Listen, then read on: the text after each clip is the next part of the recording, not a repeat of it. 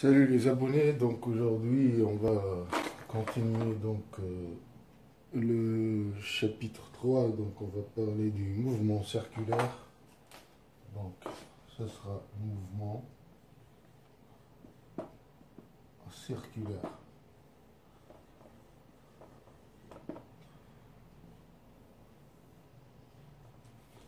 Donc voilà, j'ai préféré de continuer le cours au lieu de faire une application, comme ça on gagne du temps. C'est important, un cours qui est bien expliqué, c'est plus important que les applications. Trouver beaucoup d'applications, je vais choisir après quelques applications. Donc on va commencer. Donc on va prendre donc tout d'abord un mouvement circulaire. Donc par exemple, on a une balle attachée à un fil. Donc voilà la balle.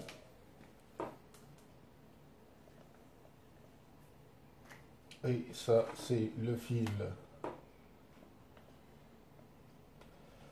Donc la balle donc qui est attachée au fil, donc on va essayer de tourner la balle. Donc qu'est-ce qu'elle va faire? Elle va décrire un mouvement circulaire comme ça. Voilà.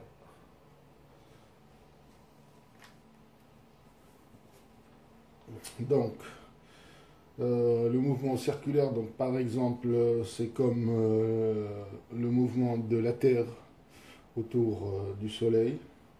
C'est un mouvement circulaire. En fait, la Terre, donc c'est comme ça, c'est à peu près elliptique, donc c'est pas vraiment circulaire, mais c'est comme ça. Ça c'est le Soleil et ça c'est la Terre. Donc, mais c'est presque un circulaire, hein. Aussi, on a donc la Terre. J'ai dit la raison donc pour laquelle la Terre, donc ça c'est le Soleil, la raison pour laquelle c'est un mouvement, on dirait circulaire. La raison pour laquelle donc la Terre tourne autour du Soleil, donc c'est la cause de la force gravitationnelle qu'on va parler. Donc ça c'est une force, voilà, force gravitationnelle qui laisse que la Terre tourne autour du Soleil. Donc quand un objet fait un mouvement circulaire et que sa vitesse v est constante, voilà la Terre, voilà la vitesse de la Terre. Donc d'après la première loi de Newton, s'il n'y a pas de force extérieure qui agit sur un objet en mouvement, donc il continue son mouvement. Donc s'il n'y a pas de force extérieure qui agit sur un objet, donc il va continuer son mouvement.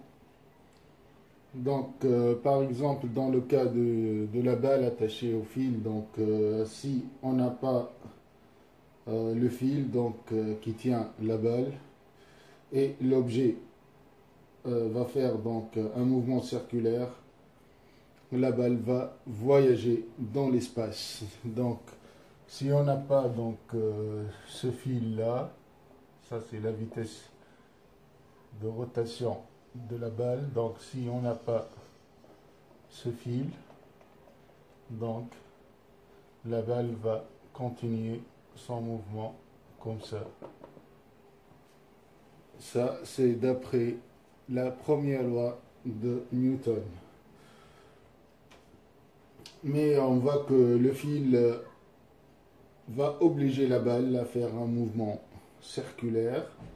Donc la balle va acquérir une accélération. Et bien sûr, donc l'accélération est de direction du centre du cercle. C'est une accélération appelée accélération centripète. Ça c'est le fil. Donc On aura donc, voilà l'accélération, ce sera une accélération centripète donc.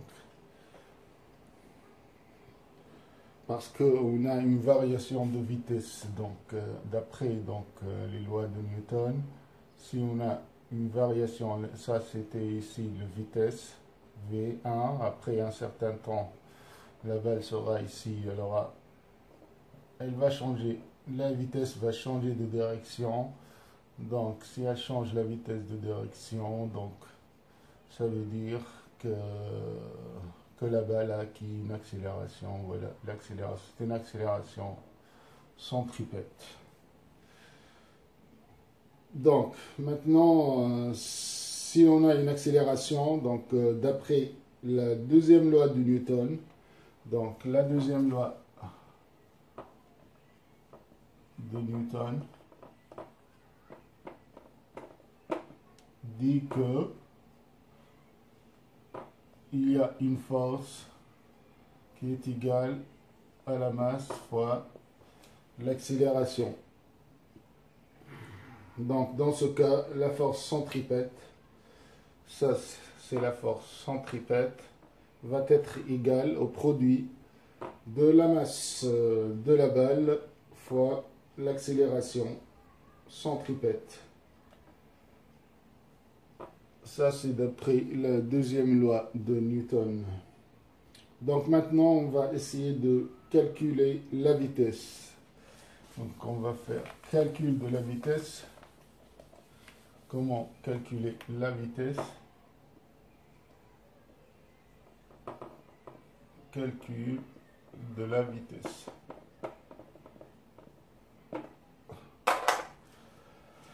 Donc pour cela, pour calculer la vitesse, on a donc la balle. Voilà, je vais effacer ça, je vais faire un nouveau schéma. Donc voilà le cercle, la balle ici. Ça c'est le centre, ça c'est le fil. Donc j'ai une vitesse ici. Je vais dessiner en rouge. Voilà la vitesse. V et voilà, je vais dire ça, la distance de la balle au centre, on va la prendre petit r. Hein. Voilà, ça c'est petit r. Donc, on cherche donc la distance totale qu'il traverse lorsque il fait un mouvement circulaire. On va chercher la distance totale que traverse la balle lorsqu'elle fait un mouvement circulaire. Donc, D, ça sera égal donc à 2pi fois R. Ça, c'est la circonférence du cercle. Donc, 2pi fois le rayon, 2pi fois le rayon. Donc on peut déterminer V. V, ça sera égal distance sur le temps. La distance, c'est 2pi R divisé par le temps. C'est exprimer la vitesse, c'est en mètres par seconde. D'autres façons, donc d'une autre façon, on peut mesurer la vitesse. Donc on utilise l'abscisse angulaire, qui est un angle. Voilà, l'abscisse angulaire par exemple, c'est ça. Voilà. Ça c'est l'abscisse angulaire et je vais dire ce petit x.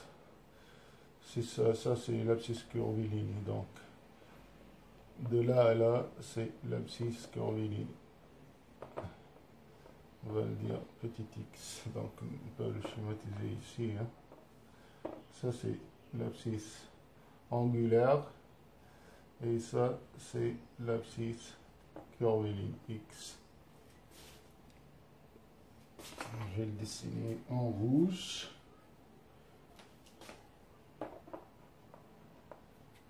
Voilà l'abscisse curviligne. Donc x abscisse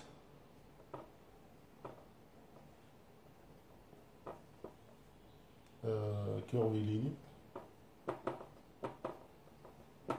et θ, c'est l'abscisse angulaire.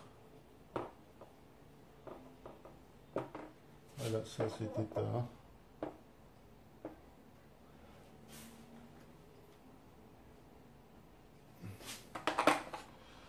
Donc on aura donc dans un cercle, donc on a 360 degrés, donc un cercle comporte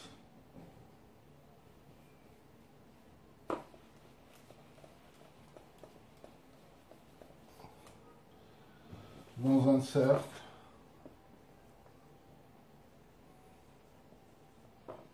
on a 360 degrés.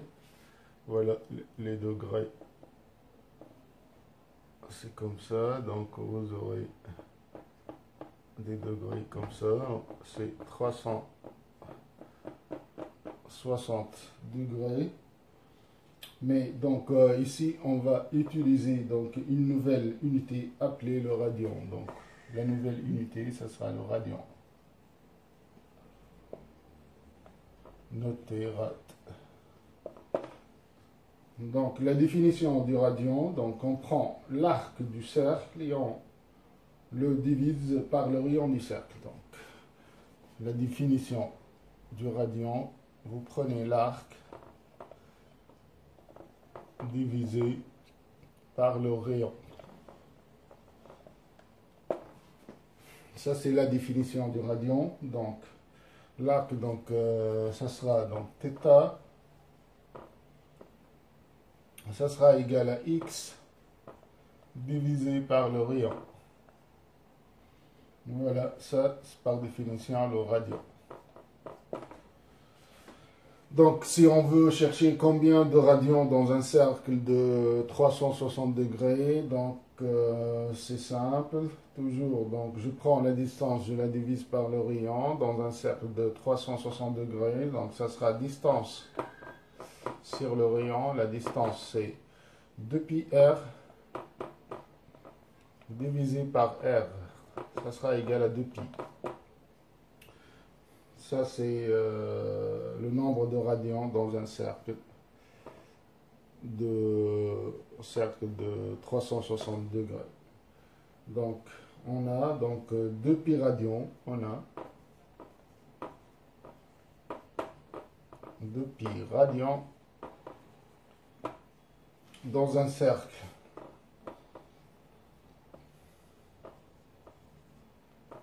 de 360 degrés. Donc maintenant on va parler de la vitesse angulaire.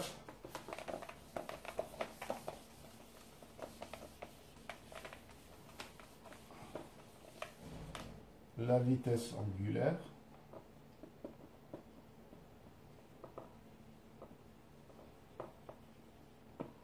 Donc, comment calculer la vitesse angulaire?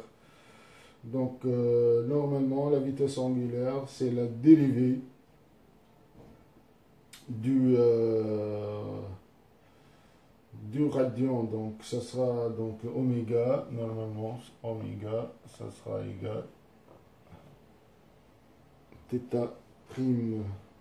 Donc, c'est la variation de l'abscisse angulaire au cours du temps. C'est la variation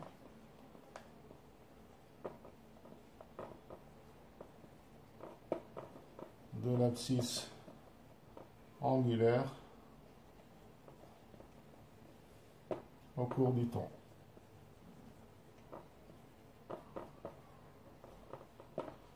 C'est pourquoi j'ai mis θ prime, c'est comme ça, donc c'est dθ sur dt. Ça c'est une notation. Donc ça c'est oméga, la définition, donc ça sera oméga égale 2π sur t. 2π sur le temps. T. Exprimé en radians par seconde. Voilà, par le calcul, donc c'est simple, vous faites, vous prenez dθ sur dt, donc ça sera égal, puisque oméga c'est x point sur r, vous aurez donc θ c'est x sur r. Vous faites la dérivée, ce sera dx, ce sera donc x point, c'est-à-dire la dérivée au x'. Donc x', donc c'est n'est autre que la vitesse, ce sera v, ce sera v sur r, et qui est égal donc à 2pi sur t.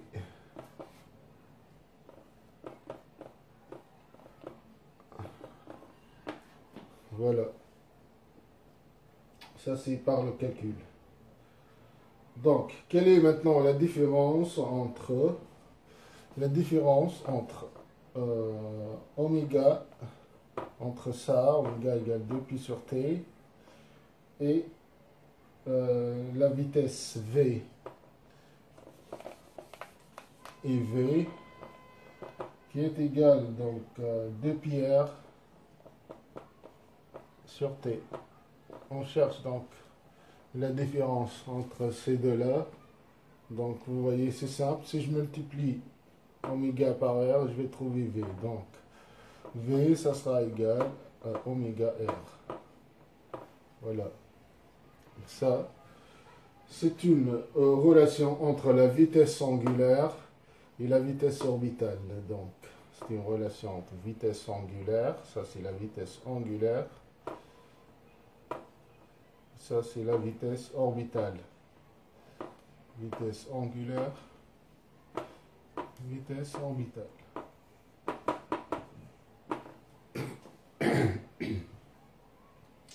Donc on va aborder un nouveau concept, c'est la fréquence.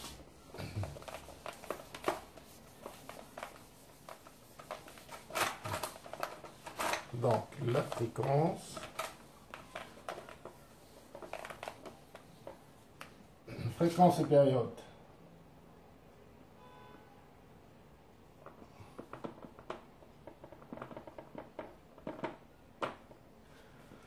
Donc, par définition, donc, la période de t, c'est la période, c'est la durée nécessaire pour effectuer un tour complet. Donc, vous avez donc la balle qui va tourner autour. Donc, voilà le fil, voilà la balle. Donc, elle va faire un tour complet. Donc, la période t, c'est lorsque la balle fait un tour complet.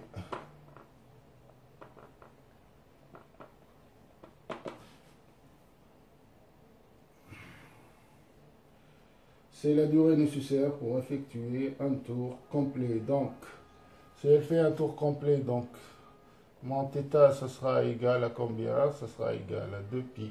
Donc, θ, ce sera égal à 2pi, qui n'est autre que oméga fois t. Parce que je connais que oméga, c'est 2pi sur t. Voilà. Donc, je peux tirer donc la période t. T, ça sera égal donc à 2pi sur oméga. Voilà. Elle est exprimée en secondes. Ça, c'est la période. Pour la fréquence, donc la fréquence, c'est l'inverse de la période. Donc, F, ça sera égal donc 1 sur t. Elle est exprimée en Hertz. Ça, c'est la définition de la fréquence. C'est le nombre de périodes par seconde. C'est la fréquence. Nombre de périodes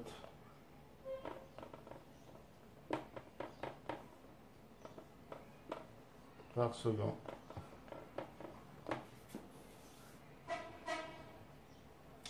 Voilà pour ce qui est donc fréquence et période. Donc on va attaquer l'accélération angulaire. Comment déterminer l'accélération angulaire? Donc j'efface ça.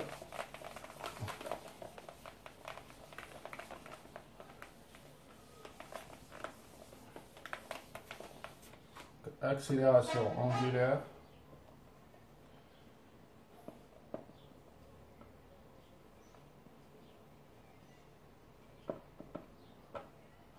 Donc, je vais prendre donc notre balle qui fait ce cercle. Voilà le fil, voilà la balle, voilà le centre. Je vais prendre un petit élément, donc d'étau. Voilà, donc voilà le fil ici. Je vais prendre donc un petit élément d'étau. Voilà, d'étau. Après un certain temps d'été. Donc la balle sera ici. Donc ça, je vais appeler DX.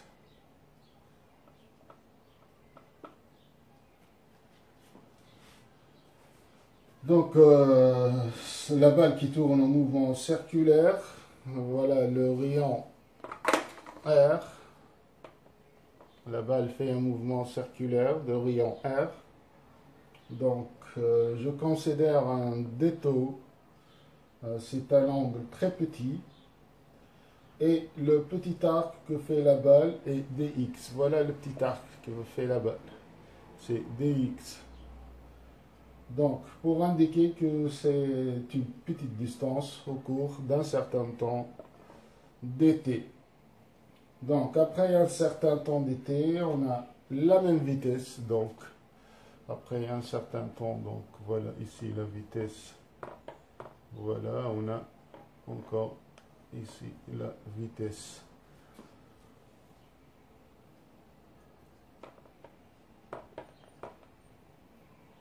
Donc, on a la même vitesse car elle ne change pas de vitesse. On a la même vitesse parce que la vitesse elle est constante, mais elle a changé de direction. Et j'ai dit tout à l'heure, donc, si la vitesse change donc, de direction, ça veut dire qu'elle a subi une accélération. Donc, si la vitesse change de direction, ça veut dire qu'elle a subi une accélération. Donc, on va essayer de déterminer donc l'accélération. Première donc, équation, je vais écrire, c'est la définition du radian.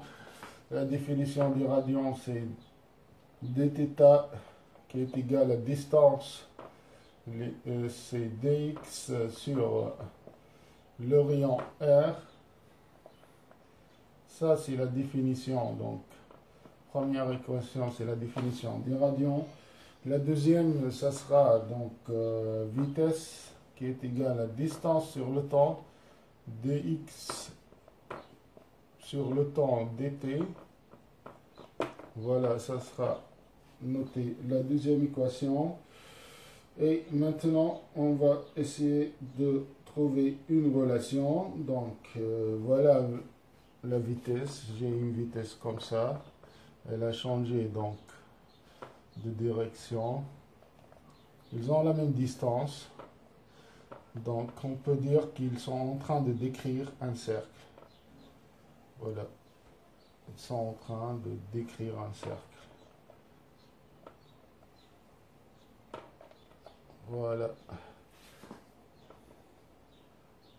Donc, je vais noter ici que ça c'est V, ça c'est V. Donc, le petit élément, ça sera donc ici. Donc, je vais le noter dV.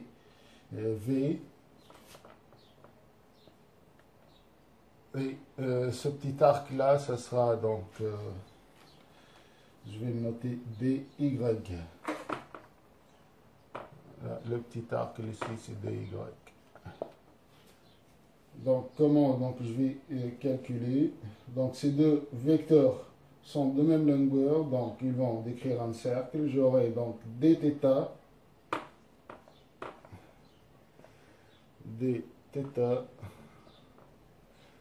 ça sera égal donc dy sur v. Définition du radian, toujours dy, l'arc sur v, sur le rayon. Le rayon, c'est v. Donc, puisque c'est un angle faible, donc c'est un petit angle, on peut donc confondre dv à dy. Donc, approximation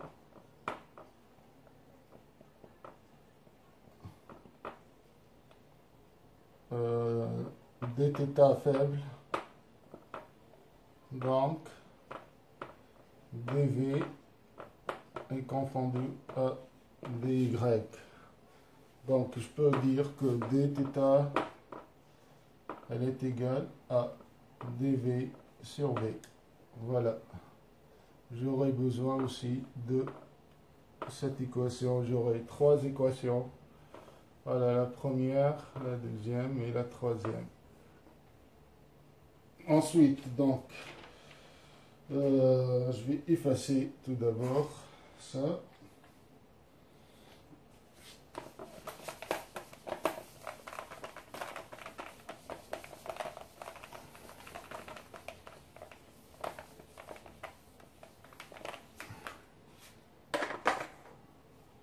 Donc l'équation 1 va me donner dx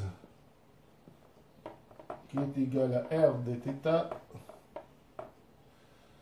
L'équation 2 donne donc dx est égal à v dt. Donc on peut écrire que dx ça sera égal à r dθ qui est égal à v fois dt. Donc d'après la troisième équation, j'aurai donc dx qui est égal à r fois dv sur v qui est égal à v dt. Donc si on arrange tout ça, donc on aura r dv sur dt, dt, elle est égale à v2. Donc je peux écrire que dv sur dt elle est égale à v2 sur r. Donc c'est équivaut à dire que dv sur dt c'est n'est autre que l'accélération A, c'est égal à v2 sur r. Voilà, ça c'est une première équation. Et puisqu'on sait que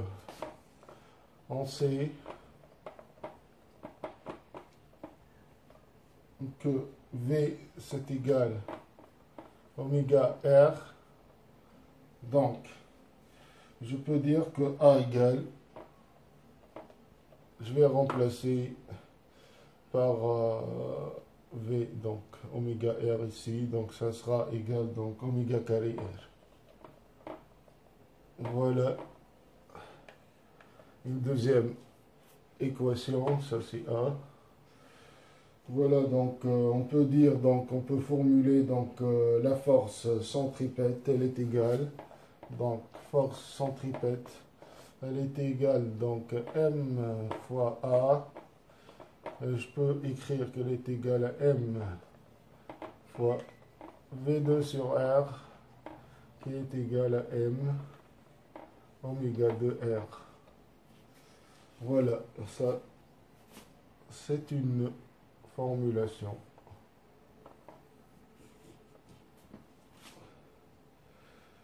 Donc, comme ça, on a terminé donc le cours.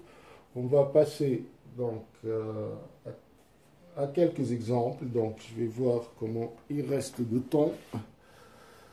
C'est bien. Donc, je vais avancer.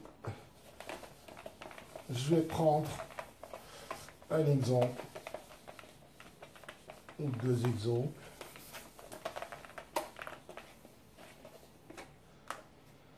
Donc, on a le premier exemple que j'ai choisi. Donc, vous avez donc une voiture. Donc, l'exemple, donc, ça sera appelé donc loop to loop, loop the loop. Donc, si vous allez donc au manège, donc vous allez trouver comme ça. Donc, c'est comme au grand 8. Voilà, il descend, il fait donc un cercle et puis elle revient. Donc, imaginez que vous avez là une hauteur, voilà. Donc, ça c'est une voiture ici. Voilà, la voiture, elle est de hauteur, donc H. Et ça c'est un cercle, donc la voiture va faire comme ça, elle va suivre ce chemin-là, il va revenir, finir par ici. Donc, elle va passer de là, elle va faire tout ça, et elle va sortir par ici. Donc, ça, c'est un cercle donc, de rayon petit a. Le rayon est 2. Le cercle est de rayon petit a. Donc, la vitesse de la voiture ici, elle est nulle. V, c'est égal à 0. La question est si la hauteur est h et que le rayon du cercle est a, donc quelle est la relation entre h et a? Donc on cherche une relation entre h et a pour que la voiture ne tombe pas quand elle traverse loop de loop. Donc la voiture a une vitesse assez pour ne pas tomber. Donc c'est ce qu'on va essayer de trouver. Donc au point A, voilà le point de départ. Donc au point de départ, la voiture n'a pas de vitesse mais a une énergie potentielle. Donc la voiture a une énergie potentielle, donc c'est mg fois la hauteur h. Donc si elle descend, elle aura une vitesse v. Donc elle aura une vitesse v. Donc l'énergie potentielle sera une énergie cinétique, 1 demi m v2. Donc la voiture va continuer, donc elle va traverser loop de loop. Donc elle va être ici. Elle va arriver à ce point-là. Donc la voiture atteint le sommet du loop de loop. Elle a une vitesse U. Donc ici, elle aura une vitesse U. Donc voilà, une vitesse U. Donc l'énergie cinétique se transforme en énergie potentielle. À ce point-là, donc je peux dire que cette énergie-là, elle va se transformer en énergie potentielle. Ça sera égal à mg fois la hauteur qui est de 2a plus une énergie cinétique 1 demi de m u carré. Voilà, donc tout ça, c'est cette énergie potentielle, elle s'est transformée en énergie donc potentielle ici et en énergie cinétique.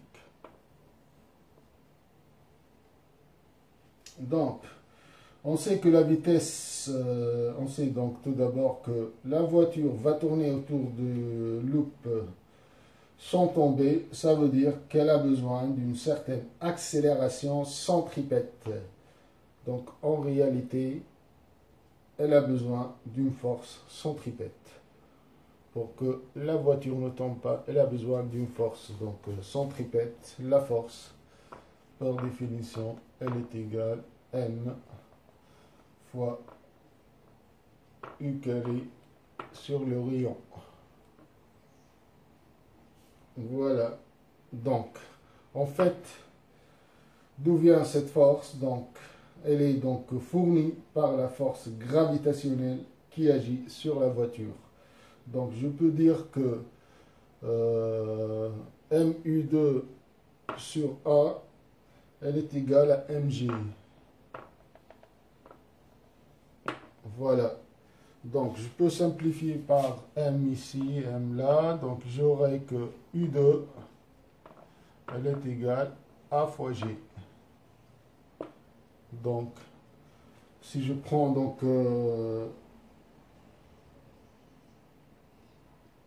si je vais injecter, donc je vais remplacer I2 dans la formule, je vais trouver donc, je vais la remplacer dans la formule ici. Donc je vais trouver MGH, c'est égal à MG2A plus 1 demi M fois AG. 1 demi M AG. Donc j'aurai donc H, je vais simplifier par MG, MG, MG, MG, MG. J'aurai donc H égale donc 5 demi A qui est égal donc à 2,5 la distance A. Voilà. Donc il faut que H aura une valeur de 2,5 le rayon. Donc avant les constructions de ce loop, donc ils prennent donc cette distance là et ils la multiplient, donc ils prennent la distance, ils la multiplient par 2,5 pour, c'est minimum 2,5 pour que la voiture peut ne pas tomber, elle fait ce trajet, ne tombe pas. Au minimum, donc H aura donc, elle est égale à 2,5 A. Donc voilà, c'est comment on a trouvé la relation entre H et A. Donc je vais passer un exemple numéro 2.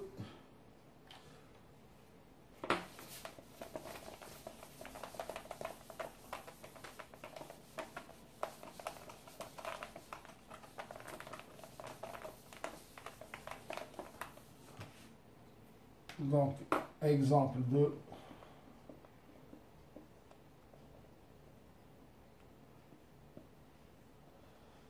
Donc, ça, c'est l'exemple du seau d'eau. Donc, voilà, donc ça, c'est ma main. J'ai un seau d'eau. Il est plein avec de l'eau.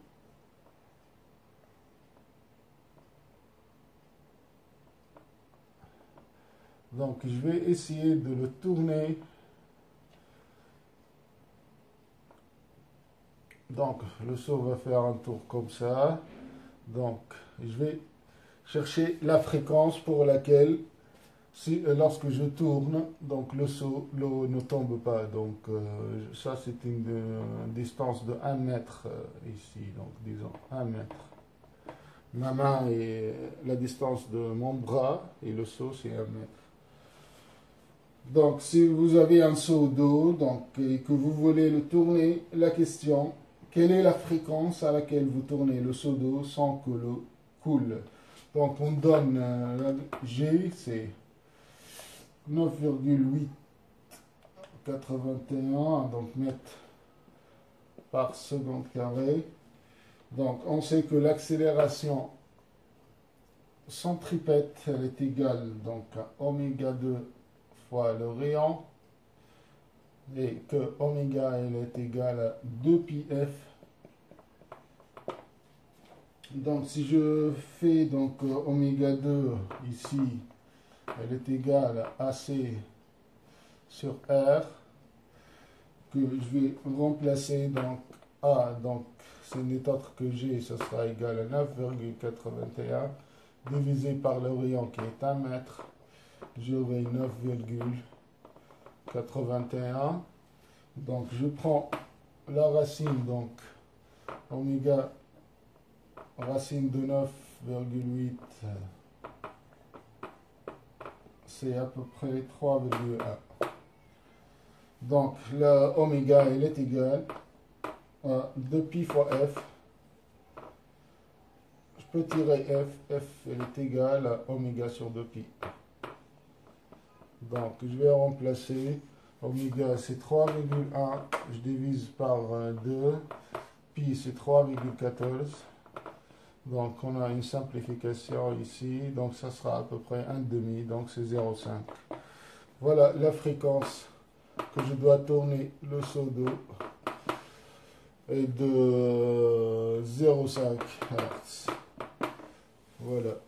Donc si ma fréquence elle est inférieure de 0,5 Hz, donc l'eau va couler. Hein. Ça c'est pour le deuxième exemple. Donc je vais prendre le dernier exemple qui n'est autre que la planète Terre qui gravite autour du Soleil. On va essayer de calculer la vitesse de la Terre. Exemple 3. Donc calcul de la vitesse de la Terre.